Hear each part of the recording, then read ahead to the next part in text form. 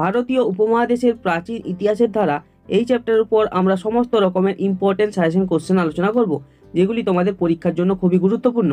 আজকে আমরা এই ভিডিওতে আলোচনা করব 1 নাম্বার, 2 নাম্বার ও 3 নাম্বারের ইম্পর্টেন্ট কোশ্চেন। তো সবার প্রথমে এখানে দেখো 1 নাম্বারের গুরুত্বপূর্ণ প্রশ্ন ও উত্তরগুলি। একের দাগের প্রশ্নটি কি আছে, বেদ শব্দের উৎপত্তি কোথা থেকে হয়েছে? তো এখানে অ্যান্সারটি হবে বিদ শব্দ থেকে। দ্বিতীয় দাগের প্রশ্নটি কি আছে, সংহিতা কথার অর্থ কি? তো এখানে অ্যান্সারটি হবে সংকলন করা। এরপর নেক্সট আমরা 3 দাগের প্রশ্ন উত্তরটি দেখে নেব। 3 দাগের প্রশ্নটি কি আছে, উপনিষদের বিষয়বস্তু কি? তো এখানে অ্যান্সারটি হবে বেদের নানা তথ্যের ব্যাখ্যা ও চিন্তাভাবনা। 4 দাগের প্রশ্নটি কি আছে, বেদাঙ্গের সংখ্যা কটি? তো এখানে অ্যান্সার হবে 6টি। এরপর নেক্সট আমরা 5 দাগের প্রশ্নটি দেখে নেব। 5 দাগের প্রশ্নটি কি আছে, পরবর্তী বৈদিক যুগের মৃৎ পাত্রগুলি কি নামে পরিচিত? তো এখানে অ্যান্সারটি হবে চিত্রিত ধূসর মাটির পাত্র। এরপরে নেক্সট আমরা 6 দাগের কোশ্চেনটি দেখে নেব। 6 দাগের প্রশ্নটি কি আছে, শাসন কার্যে যারা রাজাকে সাহায্য করতেন তাদের কি বলা হতো? তো এখানে অ্যান্সারটি হবে রতিন। এরপরে এখানে 7 দাগের প্রশ্নটি কি আছে, বলি কি? তো এখানে অ্যান্সারটি হবে নিরাপত্তার জন্য প্রজারা স্বেচ্ছায় যে কর রাজাকে দিত। এরপরে নেক্সট আমরা 8 দাগের প্রশ্নটি দেখে নেব। 8 দাগের প্রশ্নটি কি আছে, বৈদিক যুগের ব্যবসা বাণিজ্যে ব্যবহৃত বিনিময়ের মাধ্যম কি ছিল? তো এখানে অ্যান্সারটি হবে নিষ্ক ও শতমান। 9 দাগের প্রশ্নটি কি আছে, আদি বৈদিক যুগের কোন প্রতিষ্ঠানে নারীরা অংশগ্রহণ করতে পারতেন? তো এখানে অ্যান্সারটি হবে সমিতিতে।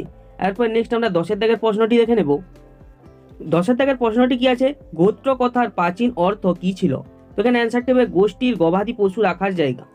এরপরে 11 নম্বর কোশ্চেনটি কি আছে, বেদের অপর নাম কি? তো এখানে অ্যান্সারটি হবে শ্রুতি। এরপরে নেক্সট কোশ্চেন কি আছে আমরা দেখে নেব। 12 দাগের প্রশ্নটি কি আছে, মেঘালিত কি? তো এখানে অ্যান্সারটি হবে বড় পাথরের সমাধি। 13 দাগের প্রশ্নটি কি আছে, দুটি গুরুত্বপূর্ণ মেঘালিত কেন্দ্রের নাম করো? তো এখানে অ্যান্সারটি হবে কাশ্মীরের বুরজাহোম এবং রাজস্থানের ভরতপুর। এরপরে নেক্সট আমরা এমসিকিউ কোশ্চেনের সেটগুলি দেখে নেব। এরপরে 1 নম্বরের গুরুত্বপূর্ণ এমসিকিউ কোশ্চেনগুলি আমরা এখানে আলোচনা করেছি। তো পরপর এখানের কোশ্চেন অ্যান্সারগুলি তোমরা দেখো। 1 দাগের প্রশ্নটি কি আছে, বিদ শব্দের অর্থ এর অপশনে বিদ্যান, বি এর অপশনে বিদ্যা, সি এর অপশনে জ্ঞান। তো এখানে সঠিক অ্যান্সারটি হবে জ্ঞান।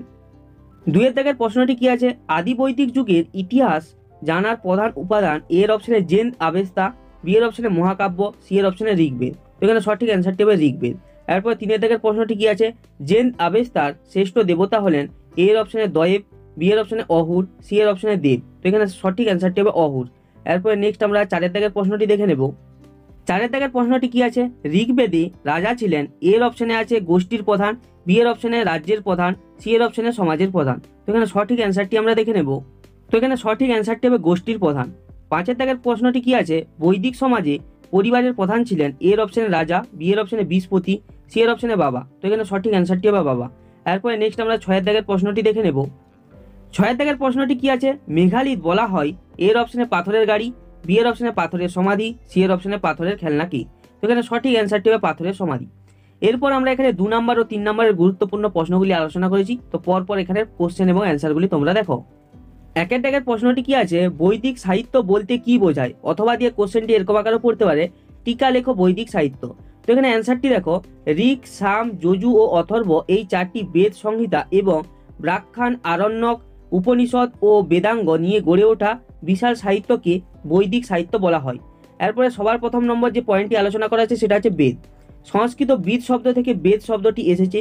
বিদ শব্দের অর্থ হলো জ্ঞান। বেদ 4টি, ঋগ্বেদ, সামবেদ, যজুর্বেদ, অথর্ববেদ হলো সব থেকে পুরনো বৈদিক সংহিতা। এরপরে দ্বিতীয় নম্বর পয়েন্টটি আমরা আলোচনা করছি, দেখো দ্বিতীয় নম্বর পয়েন্টে কি আছে, ব্রাহ্মণ, আরণ্যক, উপনিষদ।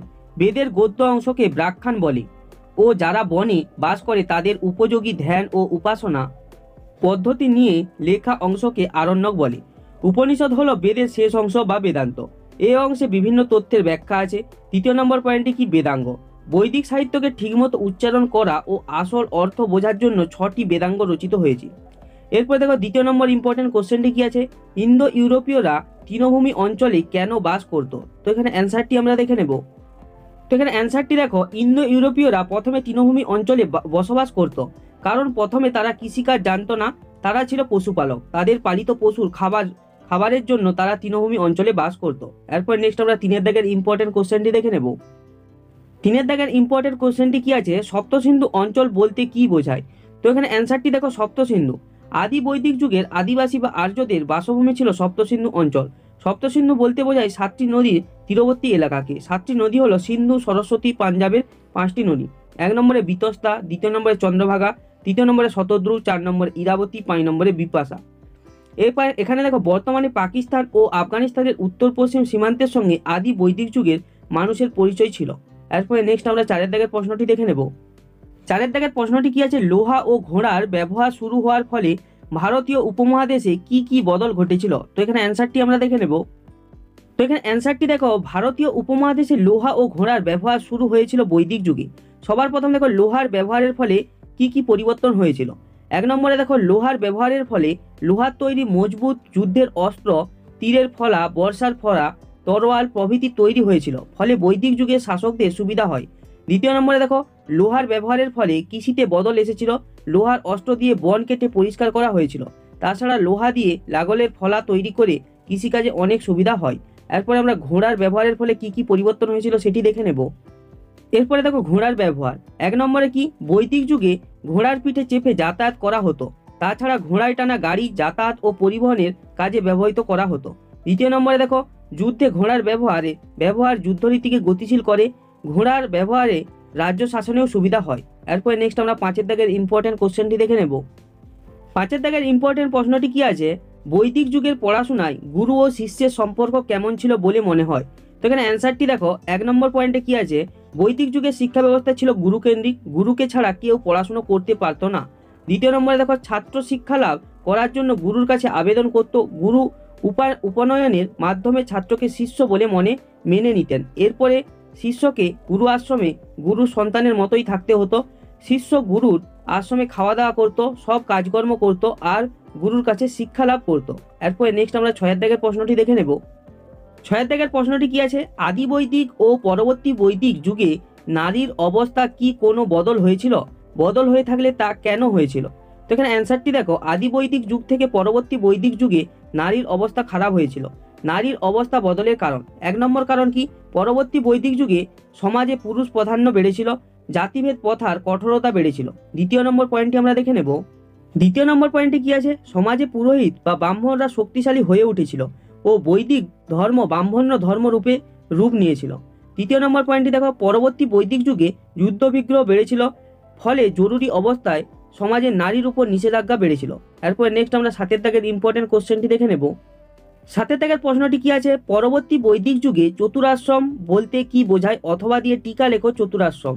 তো এখানে অ্যান্সারটি দেখো, পরবর্তী বৈদিক যুগে জীবনযাপনের 4টি পর্যায় বা ভাগ ছিল, একে চতুরাশ্রম বলা হয়।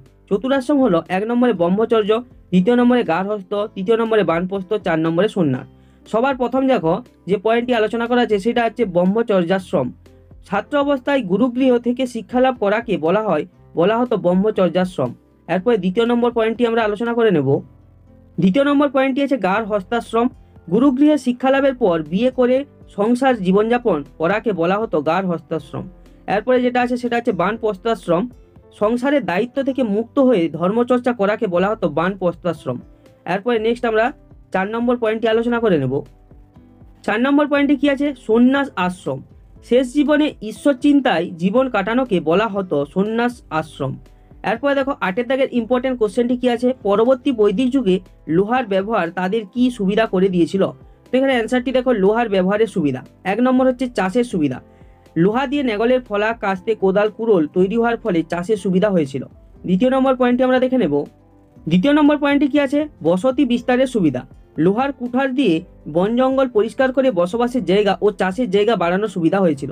3 নম্বর হচ্ছে শাসনের সুবিধা। লোহার অস্ত্র, তীর, বর্ষা প্রভৃতি দিয়ে শাসকদের রাজ্য জয় ও রাজ্য শাসনের সুবিধা হয়েছিল। এরপরে আমরা 9 দাগের ইম্পর্টেন্ট কোশ্চেনটি দেখে নেব। 9 দাগের প্রশ্নটি কি আছে, চিত্রিত ধূসর মাটির পাত্রের 2টি বৈশিষ্ট্য লেখো। তো এখানে অ্যান্সারটি দেখো, চিত্রিত ধূসর মাটির পাত্রের বৈশিষ্ট্য। চিত্রিত ধূসর মাটির পাত্রের 2টি বৈশিষ্ট্য হলো, 1 নম্বরে এই পাত্রগুলি কুমোরের চাকায় তৈরি করা হতো ও আগুনে পোড়ানো হতো। 2 নম্বর এখানে বৈশিষ্ট্যটি দেখো, এই পাত্রগুলির উপরে ছবি আঁকা হতো এবং রং করা থাকতো। ভারতীয় উপমহাদেশের প্রাচীন ইতিহাসের ধারা এই চ্যাপ্টারের উপর আমরা 5 নম্বরের গুরুত্বপূর্ণ প্রশ্নগুলি আলোচনা করব। আগের দিন আমরা 1 নম্বর, 2 নম্বর ও 3 নম্বরের প্রশ্নগুলি আলোচনা করে দিয়েছি। যারা দেখতে চাও ডেসক্রিপশন বক্সে লিঙ্ক আছে অথবা আই বাটনে লিঙ্ক দিয়ে দেবো, দেখতে পারো। তো এখানে আমরা ভিডিওতে পরপর কোশ্চেন এবং উত্তরগুলি আলোচনা করছি, তোমরা পরপর কোশ্চেন উত্তরগুলি দেখো। একের দাগের প্রশ্নটি কি আছে, বৈদিক যুগে নারীদের অবস্থার বর্ণনা দাও। তো এখানে অ্যান্সারটি দেখো, ঋগ বৈদিক যুগে আর্যদের সমাজ জীবনের মূল ভিত্তি ছিল পরিবার। নারীদের সামাজিক মর্যাদা স্বীকৃত ছিল। পরবর্তী বৈদিক যুগে নারীদের সামাজিক মর্যাদা কিছুটা হ্রাস পায়। তো এবার আমরা আলোচনা করব বৈদিক যুগে নারীদের অবস্থা। সবার প্রথম দেখব ঋগ বৈদিক সমাজে নারীদের অবস্থা। ঋগ বৈদিক সমাজে কন্যা সন্তানকে উপযুক্ত মর্যাদা দেওয়া হতো। এ যুগে নারীরা বেদ চর্চা করতে পারত। নারীদের উপযুক্ত শিক্ষাদানের ব্যবস্থা ছিল। সমাজে নারীরা পুরুষদের সহধর্মিণী ও সহকর্মিণী হিসাবে কাজ করত। গৃহস্থলীর ব্যাপারে এরা সর্বময় কর্ত্রী ছিল।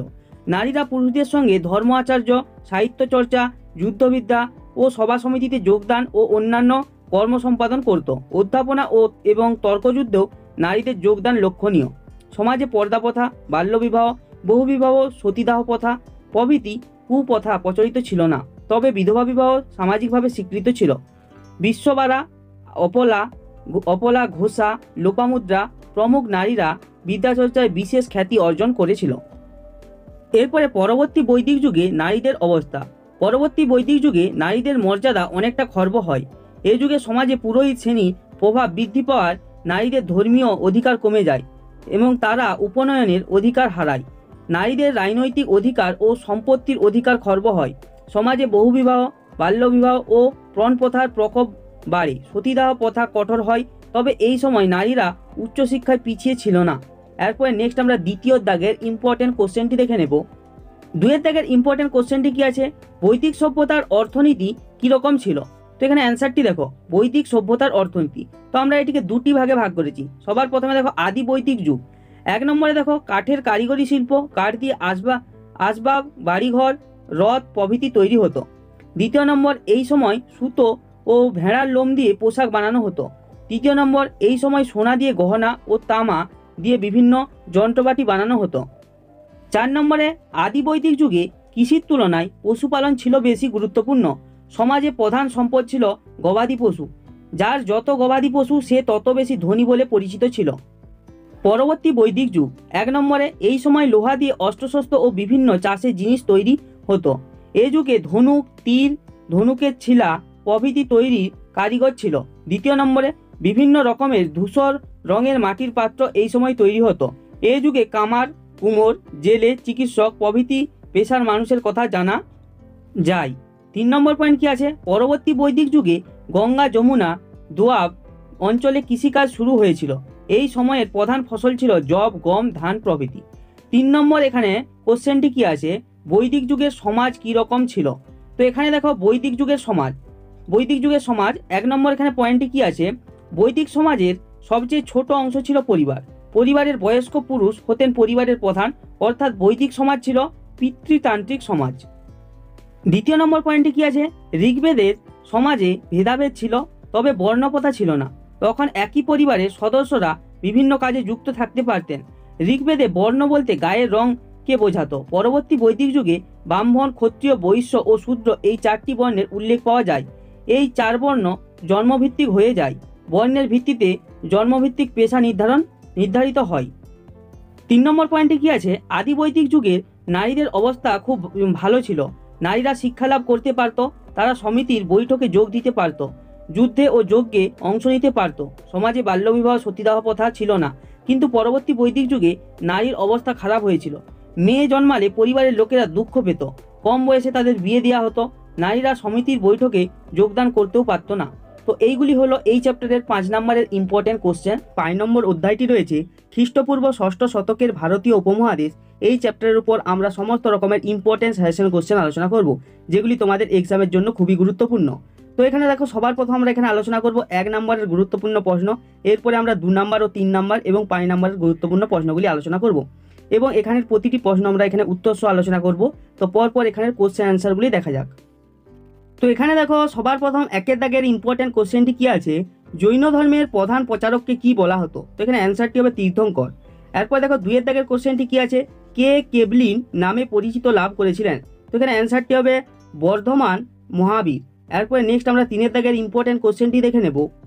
3 দাগের ইম্পর্টেন্ট কোশ্চেনটি কি আছে, ভদ্রবাহু কে ছিলেন। তো এখানে অ্যান্সারটি হবে দিগম্বর সম্প্রদায়ের নেতা। এরপরে 4 দাগের ইম্পর্টেন্ট কোশ্চেনটি কি আছে, গৌতম বুদ্ধের কোথায় জন্ম হয়। তো এখানে অ্যান্সারটি হবে নেপালের তরাইন অঞ্চলের কপিলা বস্তুতি। এরপরে নেক্সট আমরা 5 দাগের ইম্পর্টেন্ট কোশ্চেনটি দেখে নেব। 5 দাগের ইম্পর্টেন্ট কোশ্চেনটি কি আছে, গৌতম বুদ্ধের কোথায় জন্ম হয়? তো এখানে কোথায় নয়, এখানে হবে কবে জন্ম হয়। এখানে একটু স্পেলিংটি মিস্টেক আছে, এটা হবে কবে জন্ম হয়। তো এখানে অ্যান্সারটি হবে 566 খ্রিস্টপূর্বাব্দে। এরপর নেক্সট আমরা 6 দাগের ইম্পর্টেন্ট কোশ্চেনটি দেখে নেব। 6 দাগের ইম্পর্টেন্ট কোশ্চেনটি কি আছে, গৌতম বুদ্ধ যে গাছের তলায় বসে তপস্যা করেছিলেন তার নাম কি? তো এখানে অ্যান্সারটি হবে বোধিবৃক্ষ। এরপর এখানে 7 দাগের কোশ্চেনটি কি আছে, বুদ্ধের প্রথম ধর্মপ্রচারের ঘটনা কি নামে পরিচিত? তো এখানে অ্যান্সারটি হবে ধর্মচক্র প্রবর্তন। এরপর নেক্সট আমরা 8 দাগের কোশ্চেনটি দেখে নেব। 8 দাগের কোশ্চেনটি কি আছে, বৌদ্ধ ধর্মের প্রধান গ্রন্থের নাম কি? তো এখানে অ্যান্সার হবে ত্রিপিটক। এরপরে 9 দাগের কোশ্চেনটি কি আছে, বৌদ্ধ ধর্মের ত্রিরত্ন কি কি? তো এখানে অ্যান্সারটি হবে বুদ্ধ, ধর্ম, সংঘ। এরপর নেক্সট আমরা 10 দাগের কোশ্চেনটি দেখে নেব। 10 দাগের কোশ্চেনটি কি আছে, জৈন ধর্মের ত্রিরত্ন বলতে কি বোঝায়? তো এখানে অ্যান্সারটি হবে সৎ বিশ্বাস, সৎ জ্ঞান, সৎ আচরণ। এরপরে 11 নম্বর কোশ্চেনটি কি আছে, দক্ষিণ ভারতের একমাত্র মহাজন পদটির নাম কি? তো এখানে অ্যান্সারটি হবে অসমক। এরপর আমরা 1 নম্বরের গুরুত্বপূর্ণ এমসিকিউ প্রশ্ন এবং উত্তরগুলি দেখে নেব। 1 দাগের কোশ্চেনটি কি আছে, মহাজন পদগুলি গড়ে উঠেছিল এর অপশনে খ্রিস্টীয় 6ষ্ঠ শতকে, বি এর অপশনে খ্রিস্টপূর্ব 6ষ্ঠ শতকে, সি এর অপশনে আছে খ্রিস্টীয় 6ষ্ঠ সহস্রাব্দে। তো এখানে সঠিক অ্যান্সারটি হবে খ্রিস্টপূর্ব 6ষ্ঠ শতকে। এরপরে নেক্সট আমরা 2 দাগের ইম্পর্টেন্ট কোশ্চেনটি দেখে নেব। এরপরে 2 দাগের কোশ্চেনটি কি আছে, পার্শ্বনাথ ছিলেন এর অপশনে মগধের রাজা, বি এর অপশনে বজ্জীদের প্রধান, সি এর অপশনে জৈন তীর্থঙ্কর। তো এখানে সঠিক অ্যান্সারটি হবে জৈন তীর্থঙ্কর। এরপরে 3 দাগের কোশ্চেনটি কি আছে, গৌতম বুদ্ধ জন্মেছিলেন লিচ্ছবি, বি এর অপশনে আছে হর্ষঙ্ক, সি এর অপশনে শাক্য বংশী। তো এখানে সঠিক অ্যান্সারটি হবে শাক্য বংশী। এরপরে নেক্সট আমরা 4 দাগের কোশ্চেনটি দেখে নেব। 4 দাগের ইম্পর্টেন্ট কোশ্চেনটি কি আছে, আর্য সত্য এর অপশনে বৌদ্ধ, বি এর অপশনে জৈন, সি এর অপশনে অজীবিক ধর্মের অংশ। তো এখানে সঠিক অ্যান্সারটি হবে বৌদ্ধ।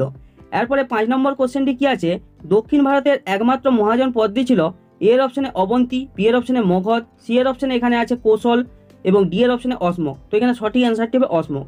এরপর নেক্সট আমরা 6 দাগের ইম্পর্টেন্ট কোশ্চেনটি দেখে নেব।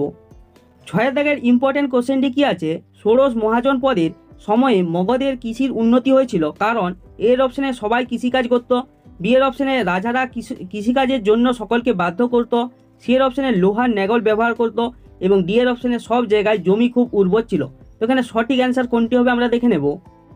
তো এখানে সঠিক অ্যান্সারটি হবে লোহার নেগল ব্যবহার করা হতো। এরপরে এখানে 7 দাগের কোশ্চেনটি কি আছে, সুদ গ্রহণ করা কোন ধর্মে নিন্দার বিষয় ছিল? এর অপশনে হবে ব্রাহ্মণ্য, বি এর অপশনে জৈন, সি এর অপশনে বুদ্ধ এবং ডি এর অপশনে আছে আজীবিক। তো এখানে সঠিক অ্যান্সারটি হবে ব্রাহ্মণ্য। এরপর নেক্সট আমরা 8 দাগের ইম্পর্টেন্ট কোশ্চেনটি দেখে নেব। এরপর 8 দাগের ইম্পর্টেন্ট কোশ্চেনটি কি আছে, জৈন ধর্মের প্রধান প্রচারককে বলা হতো এর অপশনে কেবলি, বি এর অপশনে তীর্থঙ্কর, সি এর অপশনে মহাবীর এবং ডি এর অপশনে পার্শ্বনাথ। তো এখানে সঠিক অ্যান্সারটি হবে তীর্থঙ্কর।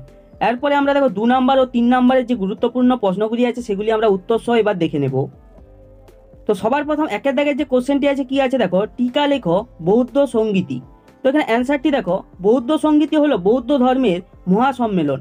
মোট 4টি বৌদ্ধ সঙ্গীতি অনুষ্ঠান হয়েছিল। বৌদ্ধ সঙ্গীতিতে বৌদ্ধ সন্ন্যাসীরা সমবেত হতেন, তারা বৌদ্ধ ধর্মের নানা বিষয়ে আলোচনা করতেন। সঙ্গীতিগুলিতে বৌদ্ধদের মধ্যে নানা রকম বিবাদের প্রসঙ্গ উঠত। এরপরে নেক্সট 2 দাগের কোশ্চেনটি আমরা দেখে নেব। 2 দাগের ইম্পর্টেন্ট কোশ্চেনটি কি আছে, আর্য সত্য বা চতুরাচার্য সত্য কি কি? অথবা দিয়ে 4টি আর্য সত্য কি কি, অথবা দিয়ে আর্য সত্য কি? তো এখানে অ্যান্সারটি দেখো, বোধি লাভ করার পর, জ্ঞান লাভ করার পর বুদ্ধদেব মানুষের মুক্তির উপায় হিসাবে যে 4টি সত্য পালনের উপদেশ দেন তা আর্য সত্য বা চতুরাচার্য সত্য নামে পরিচিত। তো এগুলি আমরা দেখে নেব। দেখো এখানে আর্য সত্যগুলি কি কি দেখো, 1 নম্বর মানুষের জীবনে দুঃখ আছে, 2 নম্বর দুঃখের কারণ আছে, 3 নম্বর দুঃখ দূর করা যাবে, 4 নম্বর দুঃখ দূর করার জন্য সঠিক মার্গ বা পথ আছে, 5 নম্বরে দেখো দুঃখ দূর করার জন্য এই মার্গই হলো অষ্টাঙ্গিক মার্গ।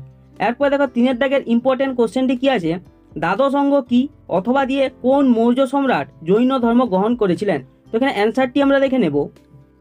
তো এখানে অ্যান্সারটি দেখো, দ্বাদশ অঙ্গ। দ্বাদশ অঙ্গ হলো জৈনদের ধর্মগ্রন্থ। জৈন ধর্মের মূল উপদেশগুলি 12টি ভাগে ভাগ করা ছিল, আর একটি ভাগকে অঙ্গ বলা হয়। সংখ্যায় 12টি বা দ্বাদশ ভাগ বা অঙ্গকে একসঙ্গে দ্বাদশ অঙ্গ বলা হয়। জৈন ধর্ম গ্রহণকারী মৌর্য সম্রাট। মৌর্য সম্রাট চন্দ্রগুপ্ত মৌর্য শেষ জীবনে জৈন ধর্ম গ্রহণ করেছিলেন।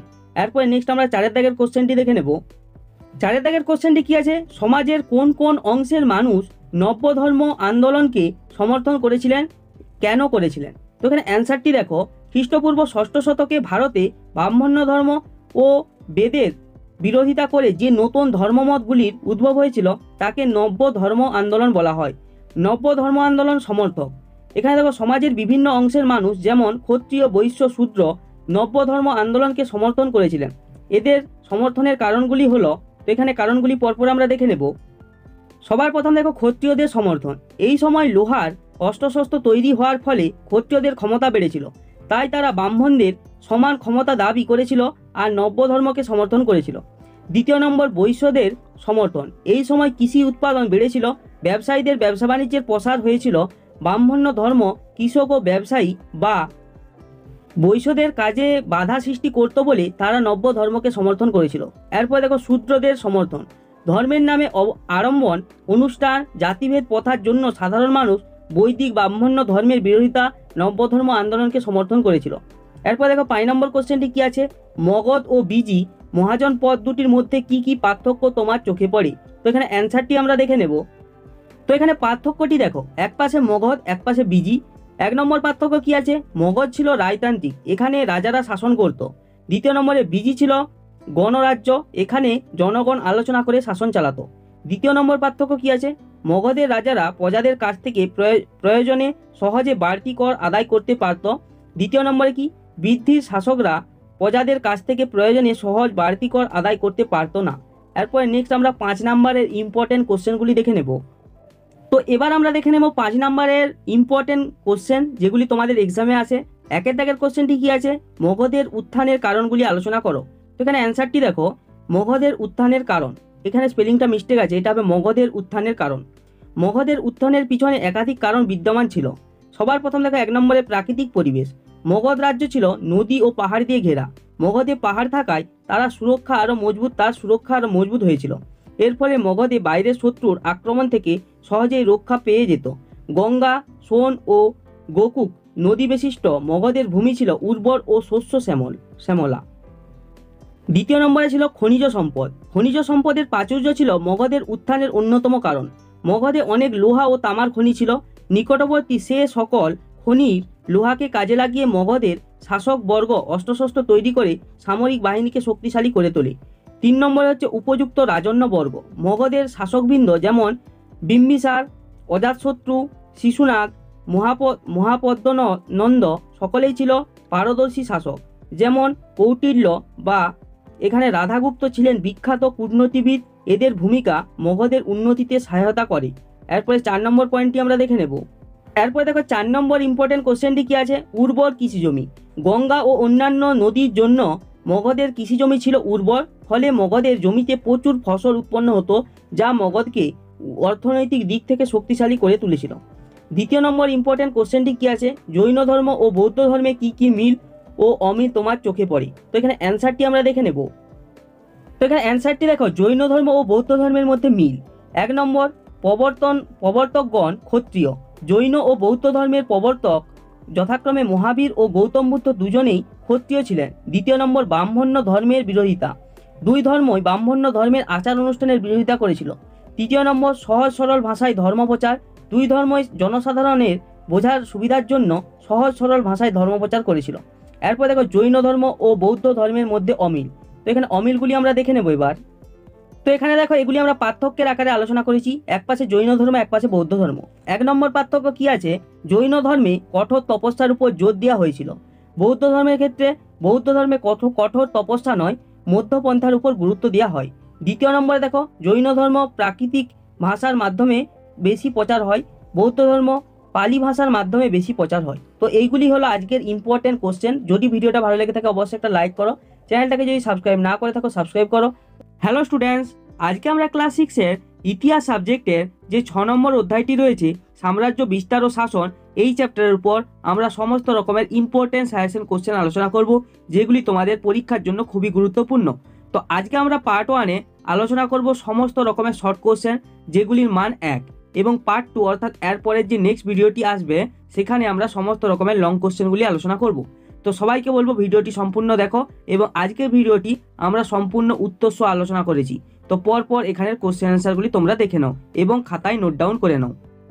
তো সবার প্রথম একের দায় কি আছে, দু একটি শব্দে উত্তর দাও। এই চ্যাপ্টারের উপর যে সমস্ত ইম্পর্টেন্ট শর্ট কোশ্চেনগুলি হয় সেগুলো আমরা এখানে আলোচনা করেছি এবং কোশ্চেনগুলি উত্তর সহ আলোচনা করেছি। তো একের দাগের একের কোশ্চেনটি কি আছে, আই হোল প্রশস্তি এর লেখক কি? তো এখানে অ্যান্সার হবে রবি কীর্তি। এরপরে দেখো একের দাগের দুইয়ের কোশ্চেনটি কি আছে, শিলাদিত্য উপাধি কার ছিল? তো এখানে অ্যান্সার হবে হর্ষবর্ধনের। এরপরে নেক্সট আমরা একের দাগের তিনের ইম্পর্টেন্ট কোশ্চেনটি দেখে নেব। একের দাগের তিনের কোশ্চেনটি কি আছে, হর্ষবর্ধনকে নিয়ে লেখা বাণভট্টের প্রশস্তি কাব্যটির নাম কি? তো এখানে অ্যান্সার হবে হর্ষচরিত। এরপরে একের দাগের চারের কোশ্চেন কি আছে, সুয়ানজাং এর লেখা ভ্রমণ বৃত্তান্তটির নাম কি? তো এখানে অ্যান্সার হবে সি ইউ কি। এরপরে নেক্সট একের দাগের পাঁচের কোশ্চেনটি দেখে নেব।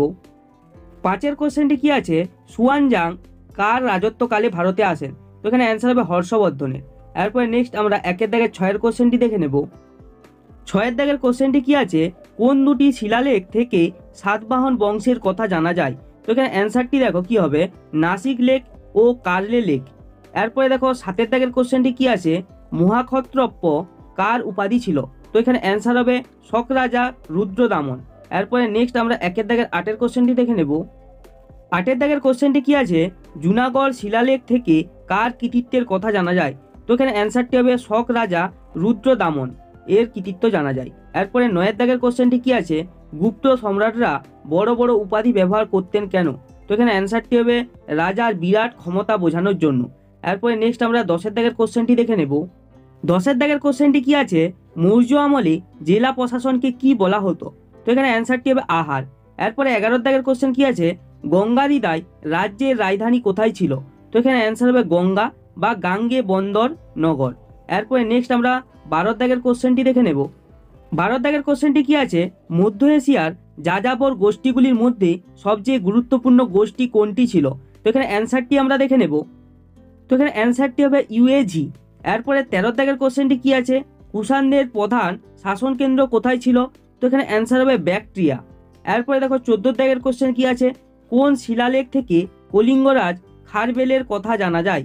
তো এখানে অ্যান্সারটি হবে হাতিগুম্ফা শিলালেখ থেকে। এরপরে নেক্সট আমরা একের দাগের 15 কোশ্চেনটি দেখে নেব। 15 দাগের কোশ্চেনটি কি আছে, আলেকজান্ডার কোন দেশের রাজা ছিলেন? তো এখানে অ্যান্সারটি হবে গ্রিসের ম্যাসিডনের রাজা। এরপরে এখানে 16 দাগের কোশ্চেনটি কি আছে, ভারতীয় উপমহাদেশের প্রথম সাম্রাজ্যের নাম কি? তো এখানে অ্যান্সার হবে মৌর্য সাম্রাজ্য। এরপরে নেক্সট কোশ্চেন কি আছে আমরা দেখে নেব। 17 দাগের কোশ্চেন কি আছে, শেষ নন্দ রাজার নাম কি? তো এখানে অ্যান্সার হবে ধননন্দ। এরপরে দেখো এখানে 18 দাগের কোশ্চেন কি আছে, মৌর্য বংশের রাজধানী কোথায় ছিল?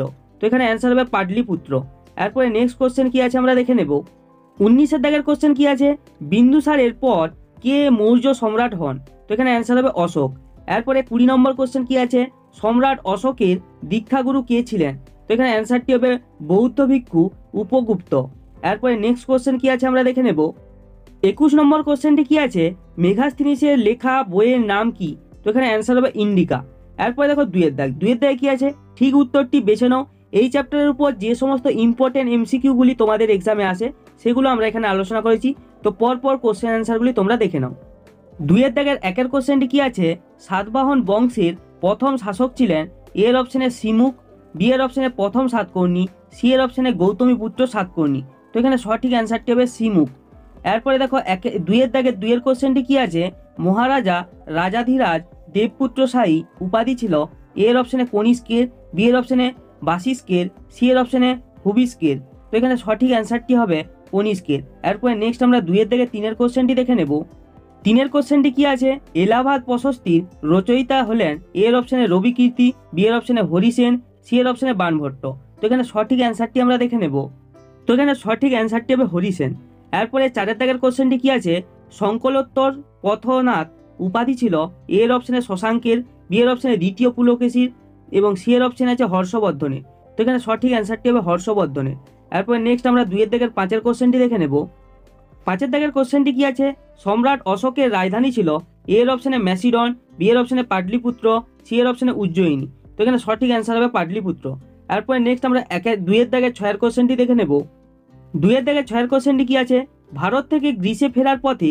এর অপশনে ব্যাবিলনে, বি এর অপশনে হিন্দুকুশ পর্বতে, সি এর অপশনে ভারতের উত্তর পশ্চিম সীমান্তে আলেকজান্ডারের মৃত্যু হয়। তো এখানে সঠিক অ্যান্সারটি হবে ব্যাবিলনি। এরপরে নেক্সট আমরা 2-7 কোশ্চেনটি দেখে নেব। 2-7 কোশ্চেনটি কি আছে, শকরাজ রুদ্রদামনের সম্পর্কে জানবার সব থেকে গুরুত্বপূর্ণ শিলালেখ ড্যাশ। তো এখানে অ্যান্সার হবে জুনাগড়। এরপরে দেখো 3-এর দাগে কি আছে, ঠিক ভুল নির্বাচন করো। এই চ্যাপ্টারের উপর যে সমস্ত ঠিক ভুল নির্বাচনগুলি তোমাদের এক্সামে আসে সেগুলো আমরা এখানে আলোচনা করেছি। তো পরপর কোশ্চেন অ্যান্সারগুলি দেখো। তো এখানে দেখো সবার প্রথম আমরা 3-এর দাগের 1 কোশ্চেনটি দেখে নেব। সেলিউকাস ও চন্দ্রগুপ্ত মৌর্যের মধ্যে চিরকাল শত্রুতা ছিল। তো স্টেটমেন্টটি ঠিক না ভুল আমরা দেখে নেব।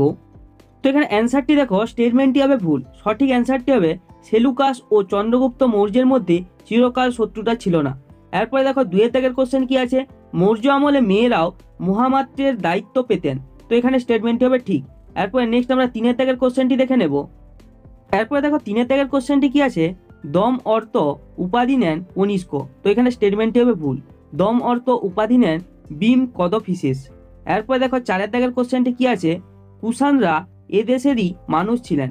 তো এখানে স্টেটমেন্টটি হবে ভুল। কুষাণরা চীনের মানুষ ছিলেন। তো এরপরে নেক্সট কোশ্চেন আমরা দেখে নেব। 5-এর দাগের কোশ্চেনটি কি আছে, প্রথম চন্দ্রগুপ্ত গুপ্তাব্দ গোনা চালু করেন। তো এখানে স্টেটমেন্টটি হবে ঠিক। এরপরে 6-এর দাগের কোশ্চেনটি কি আছে, সংকলোত্তর পথনাথ বলা হতো হর্ষবর্ধনকে। তো এখানে স্টেটমেন্টটি হবে ঠিক। হ্যালো স্টুডেন্টস, আজকে আমরা ক্লাস 6-এর ইতিহাসের যে 6 নম্বর অধ্যায়টি রয়েছে সাম্রাজ্য বিস্তার ও শাসন, এই চ্যাপ্টারের উপর আমরা সমস্ত রকমের 2 নাম্বার, 3 নাম্বার এবং 5 নাম্বারের ইম্পর্টেন্ট কোশ্চেনগুলি আলোচনা করব, যেগুলি তোমাদের এক্সামের জন্য খুবই গুরুত্বপূর্ণ। সবার প্রথম আমরা এই ভিডিওতে 2 নাম্বার ও 3 নাম্বারের গুরুত্বপূর্ণ প্রশ্নগুলি আলোচনা করব এবং প্রশ্নগুলি আমরা এখানে উত্তর সহ আলোচনা করব। তো তোমরা পরপর কোশ্চেন অ্যান্সারগুলি দেখো এবং খাতায় টুকে নাও, কারণ এই কোশ্চেনগুলি তোমাদের পরীক্ষার জন্য কিন্তু খুবই গুরুত্বপূর্ণ। তো পরপর এখানের কোশ্চেন অ্যান্সারগুলি তোমরা দেখে নাও। 1-এর দাগের ইম্পর্টেন্ট কোশ্চেনটি কি আছে, হর্ষবর্ধন ও দ্বিতীয় পুলকেশীর লড়াইয়ের ফল কি হয়েছিল। তো এখানে অ্যান্সারটি দেখো, লড়াইয়ের ফল, হর্ষবর্ধন ও দ্বিতীয় পুলকেশীর মধ্যে সংগঠিত লড়াইয়ের ফলাফল হলো 1 নম্বরে হর্ষবর্ধন চূড়ান্তভাবে পরাজিত হন। 2য় নম্বর ফলাফল, হর্ষবর্ধন তার কন্যাকে সমর্পণে বাধ্য হন। 3 নম্বর ফলাফল, পশ্চিম উপকূলের বাণিজ্য বন্দর দখলের চেষ্টা ব্যর্থ হন। এবং 4 নম্বর ফলাফল, হর্ষবর্ধনের সামরিক দুর্বলতা দেখা দেয়। এরপরে নেক্সট আমরা 2-এর দাগের ইম্পর্টেন্ট কোশ্চেনটি দেখে নেব। 2-এর দাগের ইম্পর্টেন্ট কোশ্চেনটি কি আছে, এলাহাবাদ প্রশস্তি গুরুত্বপূর্ণ কেন। তো এখানে অ্যান্সারটি দেখো, এলাহাবাদের কৌশাম্বী গ্রামে গুপ্ত সম্রাট সমুদ্রগুপ্তের একটি লিপি পাওয়া গেছে। এই লিপিতে সমুদ্রগুপ্ত সম্পর্কে শুধু ভালো কথাই লেখা আছে বলে একে এলাহাবাদ প্রশস্তি বলা হয়। এই এলাহাবাদ প্রশস্তিটি রচনা করেছিলেন সমুদ্রগুপ্তের সহকবি হরিসেন। এই প্রশস্তি থেকে সমুদ্রগুপ্তের যুদ্ধ, রাজ্য জয় প্রভৃতি সম্বন্ধে জানা যায়। এরপরে নেক্সট আমরা 3-এর দাগের ইম্পর্টেন্ট কোশ্চেনটি দেখে নেব। 3-এর দাগের ইম্পর্টেন্ট কোশ্চেনটি কি আছে, দ্বিতীয় চন্দ্রগুপ্তকে সকারি বলা হয় কেন। তো এখানে অ্যান্সারটি আমরা দেখে নেব। তো এখানে অ্যান্সারটি দেখো, সকারি, গুপ্ত সম্রাট দ্বিতীয় চন্দ্রগুপ্তকে সকারি বলা হয় কারণ তিনি গুজরাট অঞ্চল থেকে শক শাসকদের উচ্ছেদ করেছিলেন। তিনি ছিলেন শকদের শত্রু বা আরি, তাই তাকে সকারি বলা হয়। এরপরে নেক্সট আমরা 4-এর দাগের ইম্পর্টেন্ট কোশ্চেনটি দেখে নেব। 4-এর দাগের ইম্পর্টেন্ট কোশ্চেনটি কি আছে, শক সাতবাহন লড়াইয়ের কারণ কি ছিল। তো এখানে অ্যান্সারটি আমরা দেখে নেব।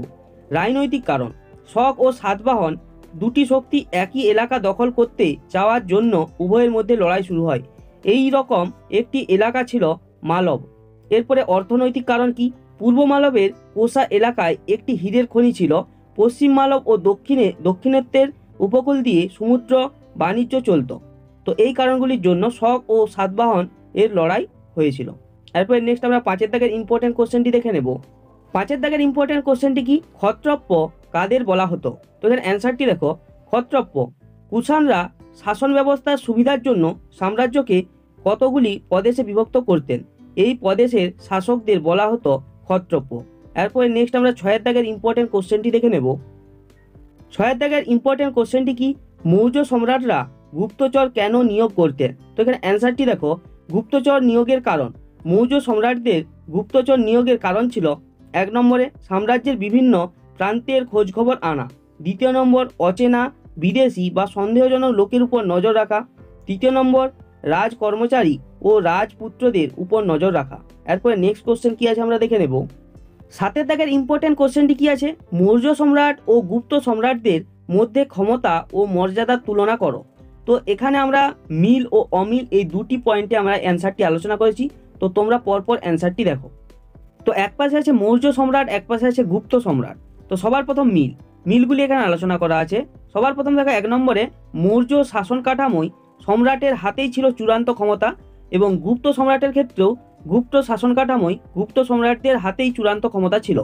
2 নম্বর মিল, মৌর্য সম্রাটরা দেবায়ং প্রিয় উপাধি নিয়ে প্রজাদের কাছে দেবতার মতো সম্মানীয় ব্যক্তি হিসাবে নিজেদের তুলে ধরেন, এবং গুপ্ত সম্রাটরাও নিজেদের দেবতার সঙ্গে তুলনা করতেন।